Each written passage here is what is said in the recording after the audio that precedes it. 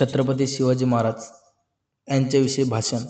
आदरणीय प्रमुख पाहुणे, मान्यवर, गुरुजन आणि माझ्या प्रिय मित्रमैत्रिणींनो, आज मी तुम्हाला आपल्या देशाच्या महान योद्ध्याविषयी, हिंदवी स्वराज्याचे संस्थापक छत्रपती शिवाजी महाराज यांच्याविषयी काही शब्द सांगणार आहे.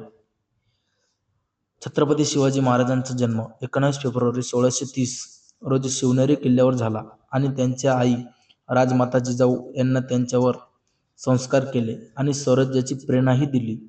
तसेच त्यांचे गुरुजी दादोजी कोंडदेव यांनी त्यांना शस्त्रविद्या व प्रशासनाचे शिक्षण दिले.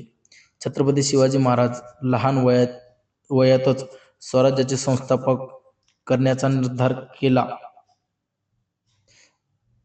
त्यांनी अनेक किल्ले जिंकले आणि मुघल सत्तेला कडवे आव्हान दिले.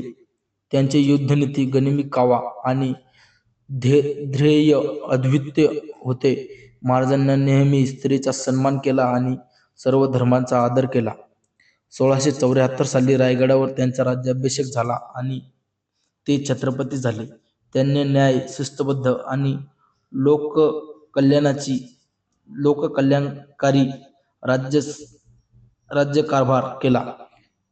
शिवाजी महाराज हे केवळ पराक्रमी योद्धे नव्हते, तर ते आदर्श आणि कुशल प्रशासक आणि प्रजापालक होते. त्यांचे जीवन आपल्याला ध्येय, अभिमान आणि देशभक्तीची शिकवण देते. चला, आपण सर्वांनी त्यांच्या विचारांचं पालन करूया आणि देशांना चांगलं नागरिक बनवूया. जय भवानी, जय शिवराय.